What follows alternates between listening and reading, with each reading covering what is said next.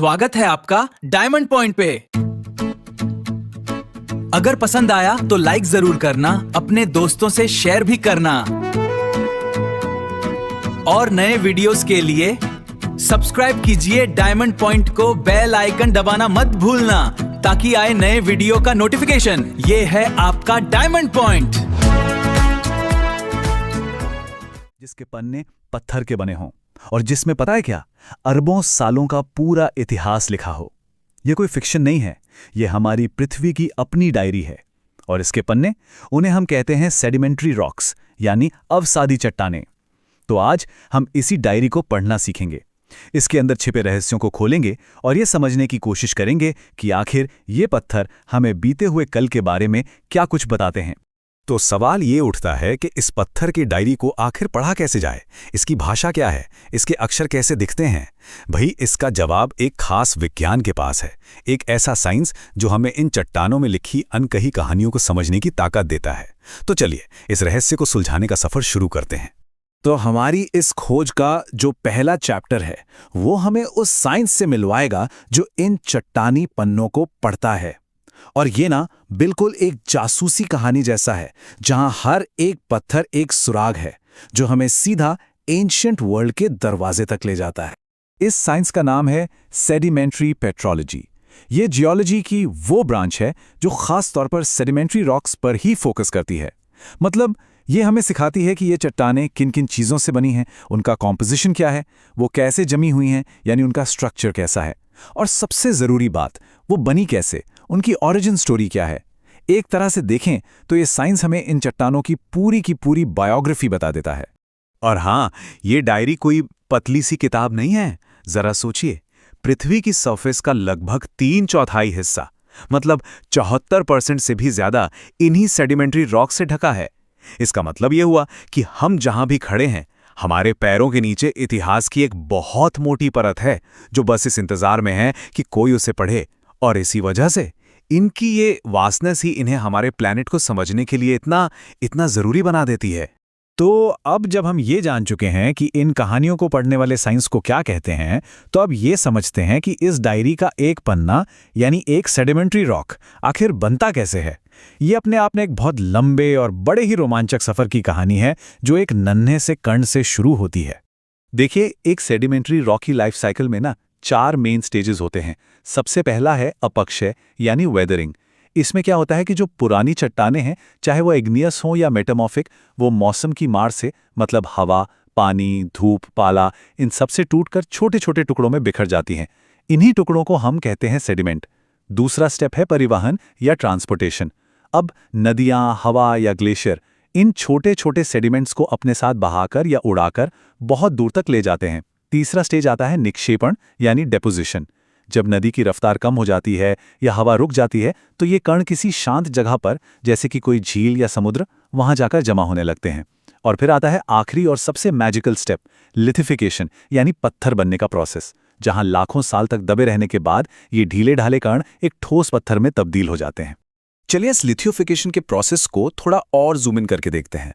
यह असल में एक बड़ी प्रक्रिया का हिस्सा है जिसे कहते हैं डायजेनेसिस। इसमें दबे हुए सेडिमेंट्स में बहुत से फिजिकल और केमिकल बदलाव आते हैं। इसके 2 मेन स्टेप्स हैं। पहला है संघनन या कंपैक्शन। अब जैसे जैसे सेडिमेंट की परतें एक के ऊपर एक जमा होती हैं तो ऊपरी परतों का जबरदस्त वजन नीचे की परतों को दबाता है। इस प्रेशर से कणों के बीच की खाली जगह कम हो जाती है और उसमें फंसा हुआ सारा पानी निचोड़कर बाहर निकल जाता है। फिर आता है दूसरा स्टेप, सीमेंटेशन। जब पानी इन दबे हुए कणों के बीच से बहता है तो वो अपने साथ कुछ घुले हुए मिनरल्स जैसे कैल्साइड या सिलिका लेकर आता है। ये मिनरल्स कणों के बीच की खाली जगह में जमा हो जाते हैं और एक नेचुरल सीमेंट या गोंद की तरह काम करते हैं जो इन सभी कणों को एक दूसरे से कसकर जोड़ देता है।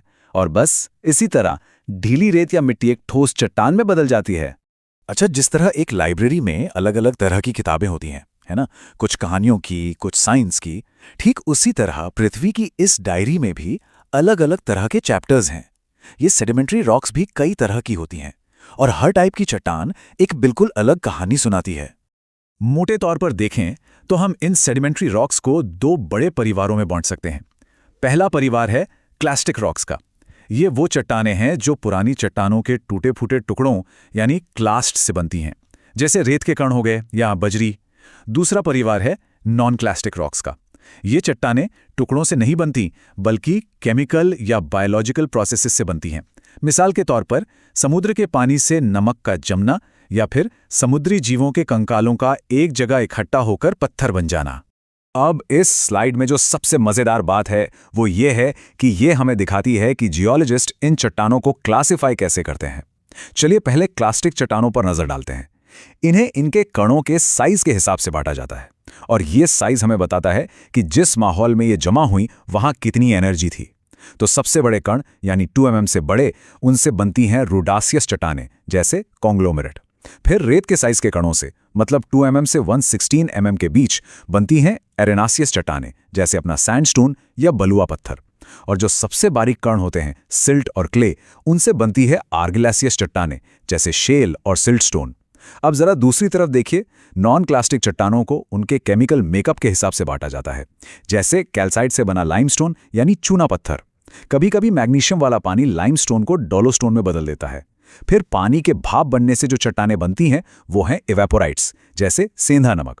और तो और पौधों के दबने से बना कोयला भी इसी परिवार का मेंबर है। तो ये चार्ट एक तरह से एक ही नज़र में पूरी कहानी साफ कर देता है। कणों का साइज और उनकी शेप, ये दोनों मिलकर चट्टान का टेक्सचर बनाते हैं, और यही टेक्सचर हमें असली कहानी बताता है। चलिए क्लास्टिक परिवार से 2 रॉक सॉलिड उदाहरण लेते हैं, कॉन्ग्लोमरेट और ब्रेक्शिया। दोनों ही बजरी जैसे बड़े टुकड़ों से बनी हैं, पर इनमें एक जमीन आसमान का फर्क है।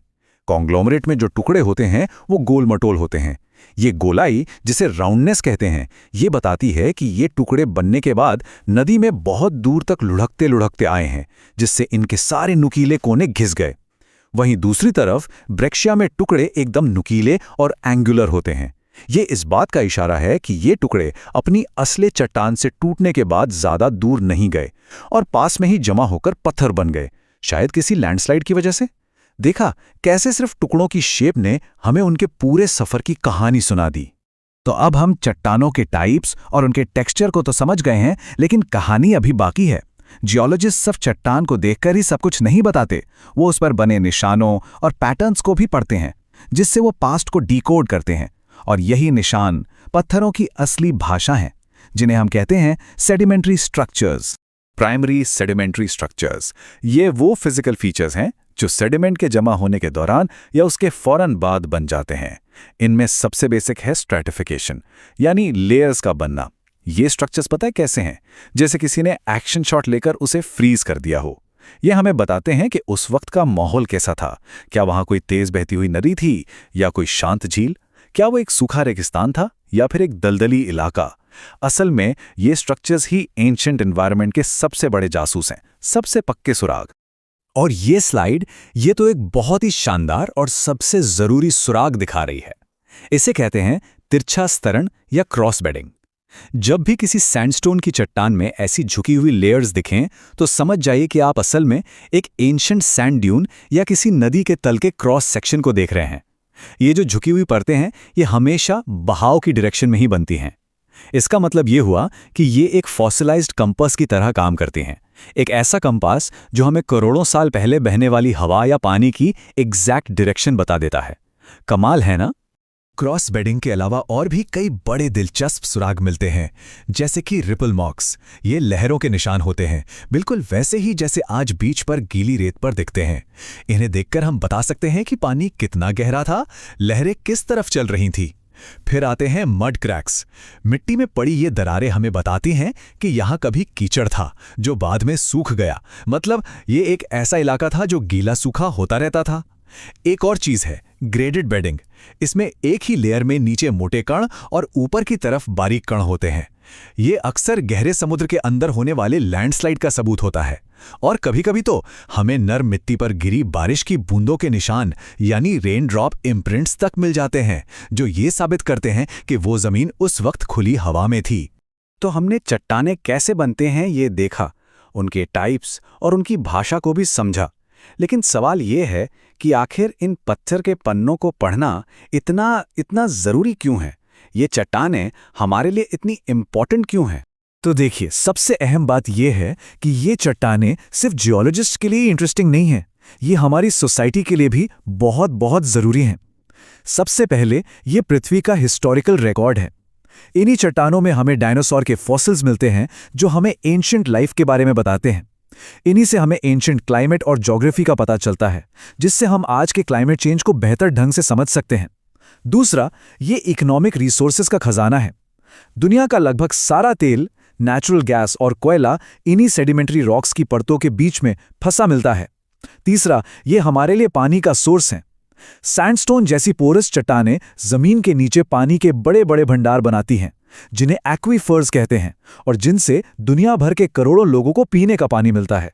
और आखिर में ये कंस्ट्रक्शन का आधार है। लाइमस्टोन जैसी चट्टानें सीमेंट बनाने के काम आती हैं, जिससे हमारे घर और शहर खड़े होते हैं। तो इस डायरी को पढ़ना हमें सिर्फ हमारा पास्ट समझने में ही नहीं, बल्कि हमारे प्रेजेंट और फ्यूचर को सिक्योर करने में भी मदद करता है। तो अगली बार जब भी हाथ में कोई पत्थर आए, चाहे वो नदी किनारे मिला कोई गोलमटोल सा पत्थर हो या किसी बिल्डिंग में लगा सैंडस्टोन, तो उसे सिर्फ एक पत्थर की तरह मत देखिए। एक पल के लिए रुकिए और सोचिए, इसके कणों का सफर कहाँ से शुरू हुआ होगा, कौन सी नदी या कौन सी हवा इसे यहाँ तक लेकर आई होगी, ये किस एंशिएंट वर्ल्ड का हिस्सा रहा होगा।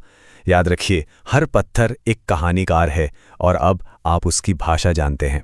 जरा गौर से सुनिए, ये आपको क्या कहानी सुना रहा है। खुशियों का चमकता सितारा, डायमंड पॉइंट है सबसे प्यारा। लाइक कर दो अगर बात पसंद आए, सब्सक्राइब करो ताकि साथ रह जाए। शेयर करना मत भूलना यार, डायमंड पॉइंट को मिले आपका प्यार।